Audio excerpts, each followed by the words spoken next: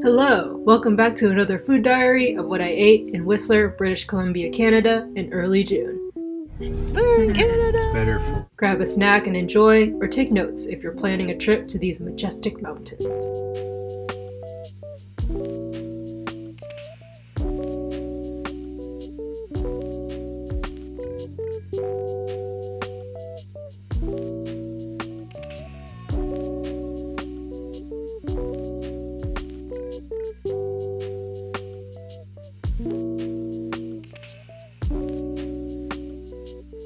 Got a big group? Element serves up dishes from all over the world and the local British Columbia area made for sharing. Every dish we had was actually delicious, no joke. It tastes like a lighter version of a Guinness. I think it tastes like natto. Really? All the flavors were well balanced, but there was no shying away from spices either. The venison, bison, bacon burgers weren't heavy and hardly tasted earthy, with an appropriate level of sweetness from the sweet onion jam.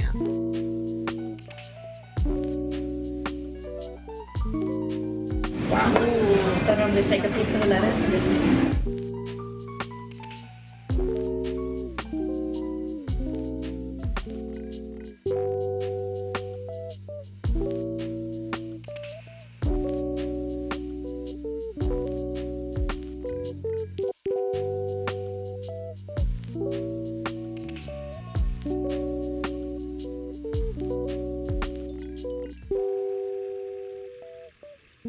The lettuce cups provided a freshness to cut through the fats, and the spicy calamari al arrabbiata was the perfect dipping sauce. imagine if you want anything else after that. This might be a good amount. Yeah, I think it's a good amount as well. It's been a great sampling of everything. Yeah, I love like coming here because like you get to try like lots of little dishes. Yeah, and, like kind of yeah, exactly. I love that. Like people who come here and they're like, I'm gonna get this. They're gonna get it, and then I'm like, well, by the end of the meal, you're gonna end up sharing. Like, so, yeah, it's like way nicer to like try as you go. The gnocchi was a favorite because of the bouncy, melty texture that I'd never had eating gnocchi before. I suspect it was homemade.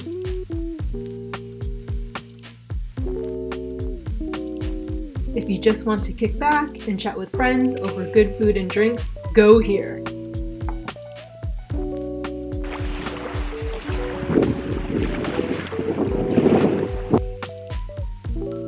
I certainly got my fix here to get me ready for the day's activities.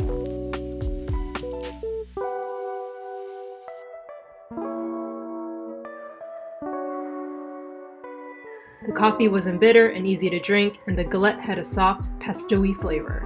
The chickpea soup was pleasantly surprising to me. I thought it would be made up of mashed chickpeas, not whole chickpeas, and a tomato-based broth. I loved how light the tomato made the dish, though the chickpeas were a bit hard for me.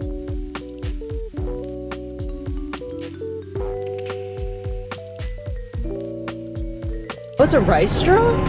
Whoa. That's interesting. I would have 10 more of the Joffrey smoothies though. It was healthy, but like a dessert with the bananas and cinnamon swirled together.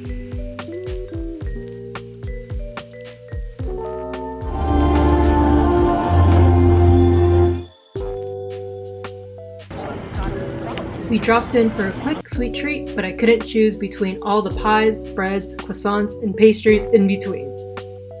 I opted for the ooey gooey chocolate chip bar that hit my chocolate cravings hard. The iced coffee was the perfect, slightly bitter agent to accompany the bar. Such a perfect pair to munch on al fresco.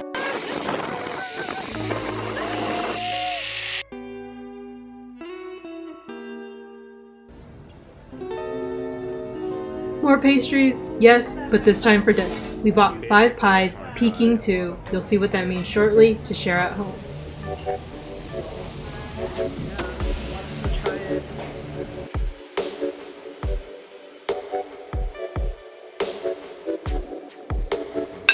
Our mixed pie dinner. The crust was flaky with the right amount of filling. The vegetable medley was nice and herby, while the steak and mushroom added a peppery richness to everything.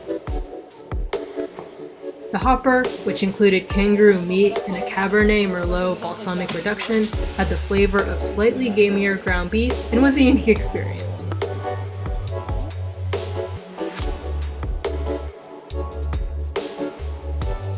Sadly, I wasn't fond of the sweet mixed berry pie, the berries tasted more frozen.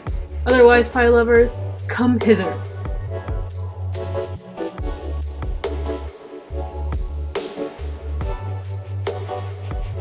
Brunch was off to a scenic start atop Whistler Mountain's peak. The 360 view of the mountain range was breathtaking and worth the trip up alone.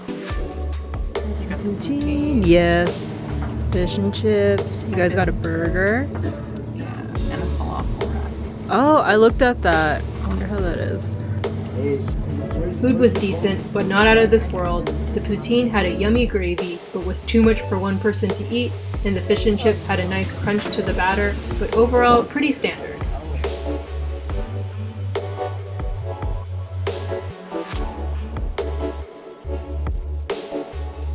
The mocha in a mug really made the mountain view all that much homey, and the soy milk was actually good. I've had a lot of weird soy milk substitutions.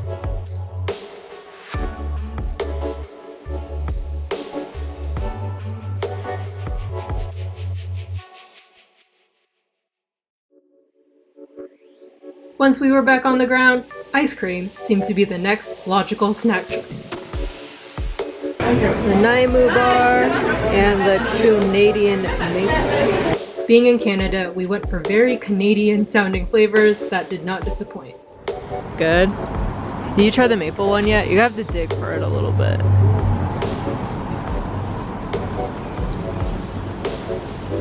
How's that? Yeah? Very mapley, probably? Yeah. The Nanaimo bar had yummy chocolate chunks, and the Canadian maple had a distinctly maple, sugary punch. The ice cream texture was fluffy, just how I like it, and not too heavy-handed with the sugar.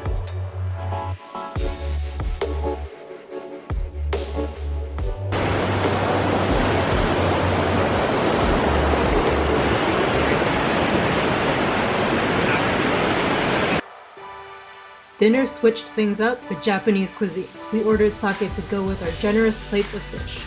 The chirashi was just as good as many places I've had in Seattle, although the tamagoyaki surprised me the most with a touch of maple syrup.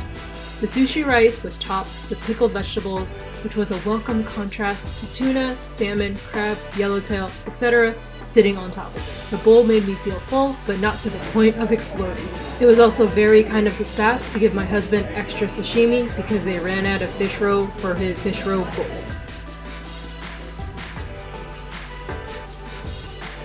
Our last full meal hit the savory and sweet brunch spot. We had one last quiet view of the mountains eating outside.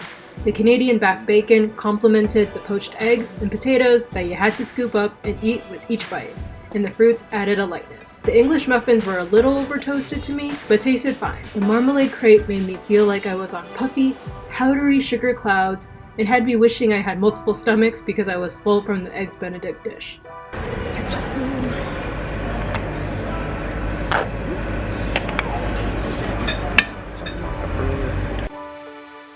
This was a lovely way to end our Whistler trip.